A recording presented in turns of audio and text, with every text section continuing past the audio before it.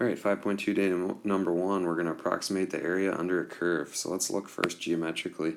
We know if we take the derivative of f prime, we get the slope of the tangent line. But what happens if we take the integral of f?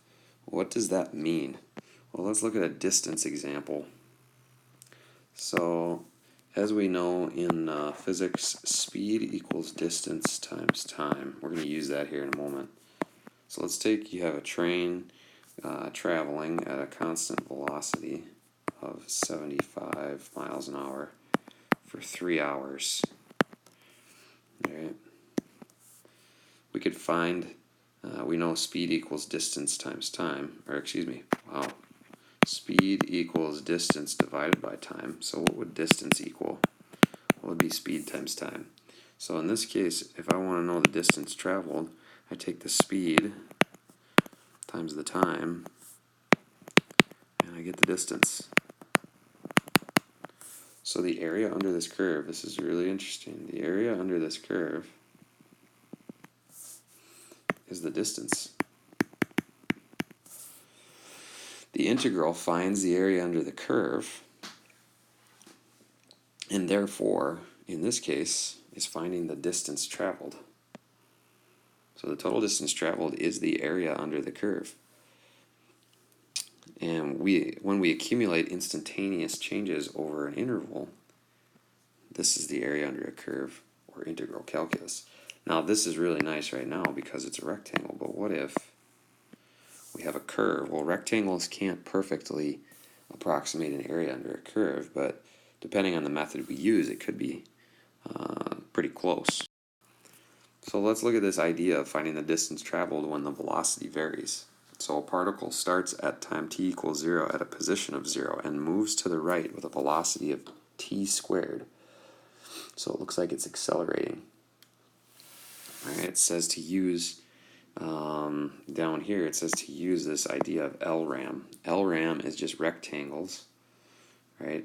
And those rectangles are going to be originated on their left endpoint of their height. So I'm going to create 3, it looks like 3, yep, n equals 3 subintervals. So 3 subintervals from 0 to 3. Now you might be thinking here in a moment, well, you need a fourth to get to n equals 3. Well, no I don't, and here's why. So here I'm going to create my rectangle, which has an area of nothing, right? Base of 1, height of 0.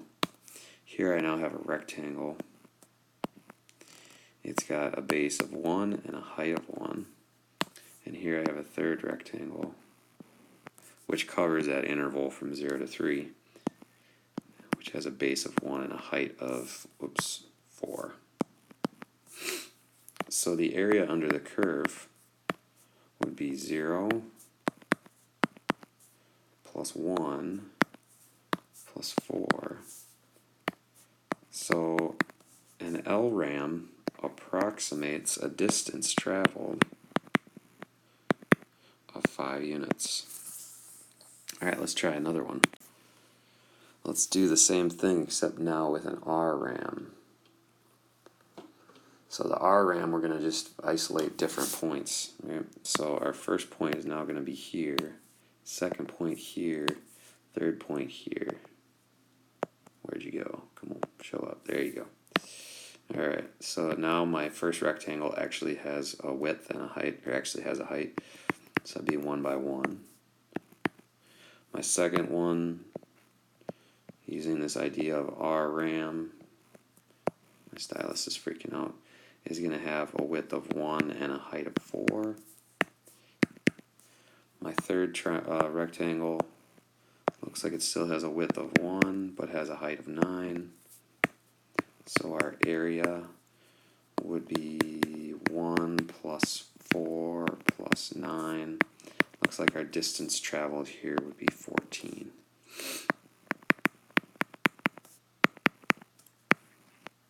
Alright. Now let's do a midpoint RAM, or an MRAM. So I'm going to take each of these intervals, I'm going to find their midpoint. I'm going to create a little rectangle there. Looks like that would have a width of 1 and a height of 1/2. Okay, same thing on the next portion of the interval. The midpoint would be about there. So I have a width of 1 and a height of about 2.5. Oops. 2.5. And our third interval, go to here. Now again, these are approximations in their own sense. So my answer here, let's see, that'd be about 6.5. So it looks like the midpoint approximation method would get me 1/2 plus 2.5 plus 6.5. So distance traveled here looks to be, what would that be, 9.5. Okay, so each of these estimations are different. None of them are perfect, but some are more accurate than others. Alright, let's do a trapezoidal approximation here. A trapezoidal approximation, all you're going to do is the same thing as an RAM, except now you're going to connect, it's almost like connecting a secant line on each of the intervals. Okay, so I'm creating these 3 trapezoids, one of which is a triangle in that first piece, and the others which are trapezoids. So the area of the first one would be 1/2 base times height, right? So 1/2 1 times 1. So it looks like the area of that first triangle there is 1/2, excuse me. Here I got to get my 2 bases and multiply it by my height and multiply that by 1/2. My 2 bases here are 1 and 4. The height is the distance between, so here's each of the heights of our trapezoids, which are length 1. So it looks to me like I get 5/2 for that area. Okay, I got an area of 1/2 here, area of 5/2 there. Let's do the last one, which would be 1/2 base 1 plus base 2, so that's 4 plus 9 times the height, which is the distance between. So it looks like I get 13/2. So the area under the curve will be, looks like 19/2. Is that right? The 19/2. Yep, so our distance traveled would be 19/2. Okay, I want to get into an interesting idea here. Using just numbers given in a table, it looks like 2, 3 would be located about there. 3, 0 is located there. At that point we can be perfectly accurate with. 4, -2 would be there. And 5, -5 would be about there. Okay, so if I want to do an RAM, it's going to look kind of weird. Okay, here's my RAM.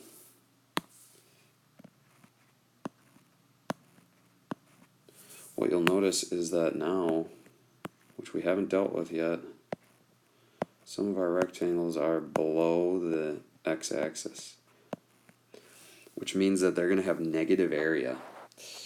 Alright, so let's find each of these areas. The base of the red rectangle is 2, the height is 3. What's the base of the blue rectangle? Well, the base of the blue rectangle is going to be the change from 2 to 3, so it'd be 1. Its height is 0.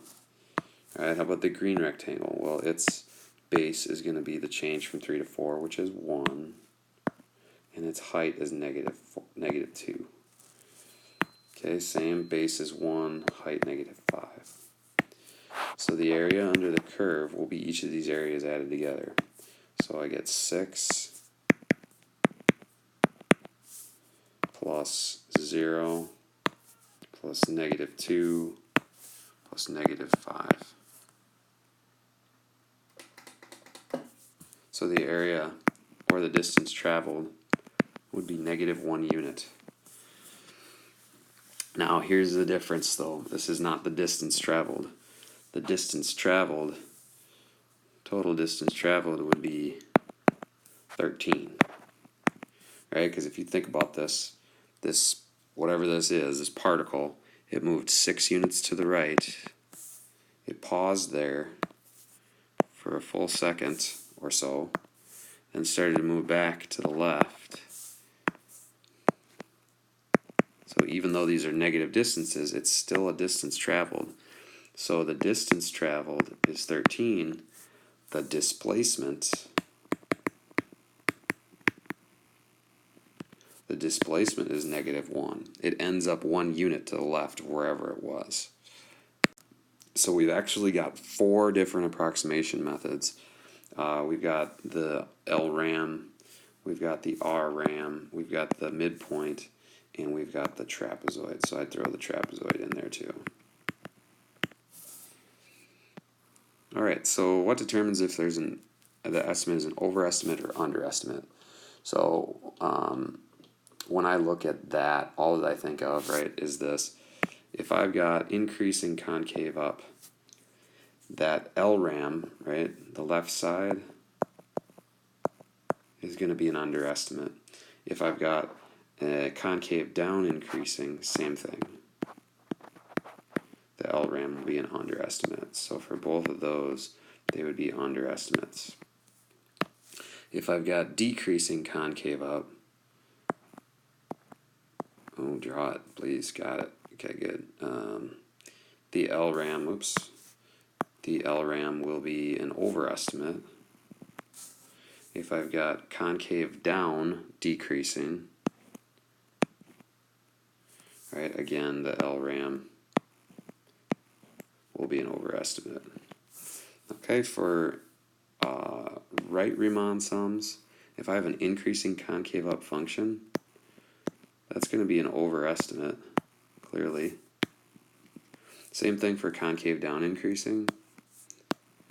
Right, my RRAM is going to be an overestimate for that. And decreasing concave up. Decreasing concave up, the RRAM will be an underestimate. That's under. I just wrote under and it doesn't look anything like it. Kind of. Concave down decreasing. Decreasing concave down. The right Riemann will be an underestimate. For the midpoint and trapezoid methods, we're not 100% certain on a given case whether or not it's an overestimate or underestimate. It depends on the function. So that, folks, is 5.2, day number 1 on approximating area under the curve.